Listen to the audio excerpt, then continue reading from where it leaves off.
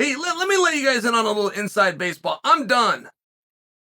My day is over. My hot-ass wife is sitting right here. I'm done. And my producer, Ryan, says, no, hey, make a piece on Chimaev at 185. I said, I don't want to do it. He goes, why? And I told him, and he goes, okay, chill. That's the piece. Go redo that. Okay, fine. So that's where I'm at, but I don't want to do it. You want to know? I told Ryan I don't want to do it. I said, I don't want to do it because if we take what we have literally, then we're putting Chimaev against Whittaker. I'm not into it. And it's not that I don't want to see Chimaev and Whittaker. It's going to piss me off if that gets done because Paulo Costa's right there. And is clearly the right answer for Chimaev. That is clearly the right answer. I said I'd even like to see Marvin Vettori. Now, the Marvin Vettori versus Chimaev might not be possible. I don't know Chimaev and Vettori specifically, but I know Sean Strickland. Sean Strickland is very close with Chimaev, and Strickland's only got like 3 friends in the whole world. And one of them's Marvin Vettori. So I would just assume that Vettori and Chimaev are training partners. I still would be very compelled to the match. And we don't get to just shake guys because they're partners, right? We understand that. But it would still lead all roads back to Chimaev versus Paulo Costa. Why can't we do that? Well, again, this is if we're going to take things literal. And maybe we shouldn't do that. But if we are, Dana said Chimaev's going to go to 185. And his first match should be against a top 3 guy. Well, your top 2 guys are already busy. Pereira and Adesanya already have a date. So if we come down to number 3, then that is Robert Whittaker. And I told Ryan, I don't want to sit here and make a piece on Chimaev and Whittaker. I'll watch the match. I'll even be excited for the match. You know what I don't want to see in my life? I don't want to see this, and I've had to, and it was gross for me. I didn't like it.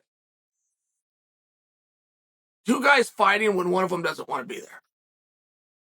I've seen that. You guys have too. On the playground, on a bus, and somewhere where something. But he didn't want to be there. He was scared of it from the start. He didn't know how to get out of it. Next thing you know, he's in a fight. He just wants the thing to be over. I don't like it. These 2 guys, and they can try. You can try to put Humpty Dumpty back together again. It's too late. They asked Chimaev about Whittaker. It's on tape.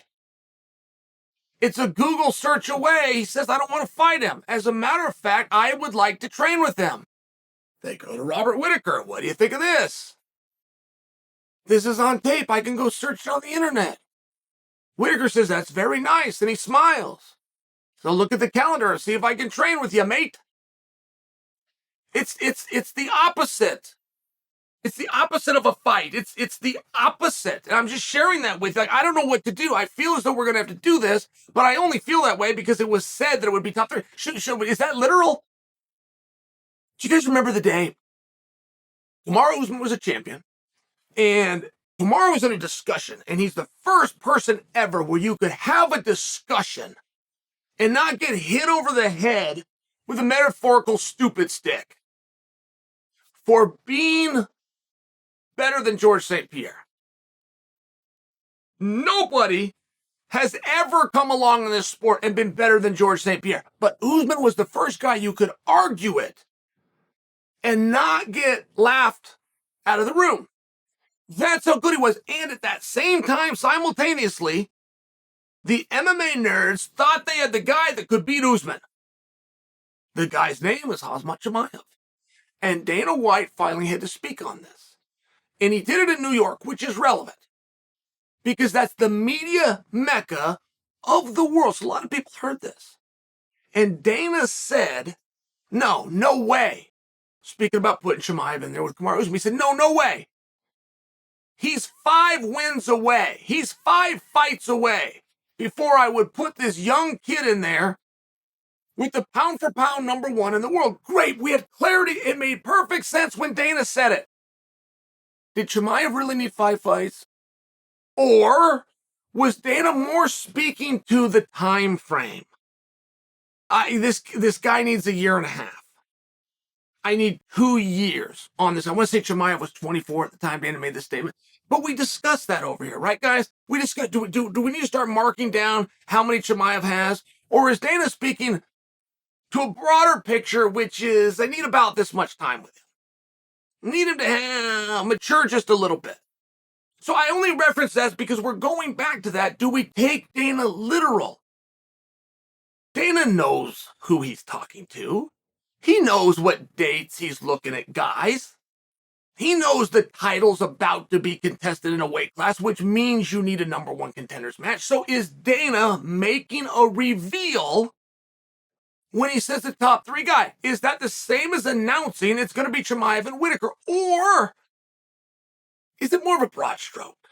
Right, because top 3 guy really doesn't mean who the rankings have, 1 or 2 or 3. Like, you get the 1, 2, or 3 from the rankings, but then we have our opinion. And our opinion isn't always the same as the ranking. And then all of a sudden you start to understand that number 7 and number 4, like, it's a fine line. And sometimes number 8 has beaten number 2,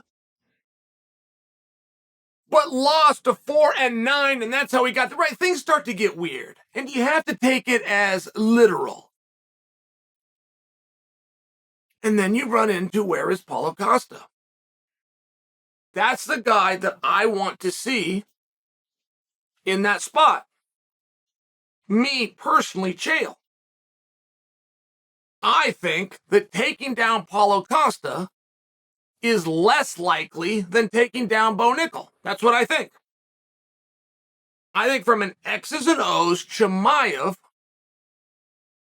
would have better luck wrestling. I bring Bo Nickel in because that's the guy, he's going to do what you want.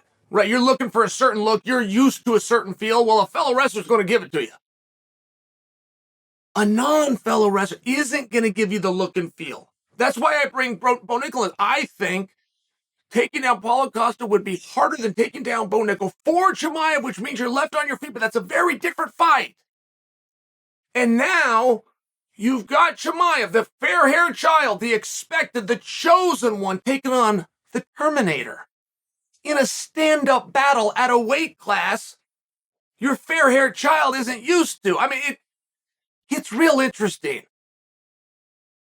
I can only imagine the hype, the fun, the consequence for who's going to be the number one contender. If we had Chimaev versus Paulo Costa, but we don't quite have a contract worked out, it appears with Paulo Costa, or there was a reveal made and we need to take it literal and it's going to be Whittaker, which means nobody's ever going to talk about it ever. If those two are fighting, I'm going to have to make a piece on it. The piece is going to be not for YouTube, where I try to get about 7, 8, 9, 10 minutes. It's going to be for social media, where I try to get 7, 8, 9 seconds, and it's going to sound something like Robert Whittaker is fighting Khamzat Chimaev, as opposed to if we can find a way to get things worked out with Paulo Costa. And because of that frustration, because of that lack of clarity, because of me not getting my way and being a small child about it, I'll admit it. Because of all of those things, I'm not going to talk about it.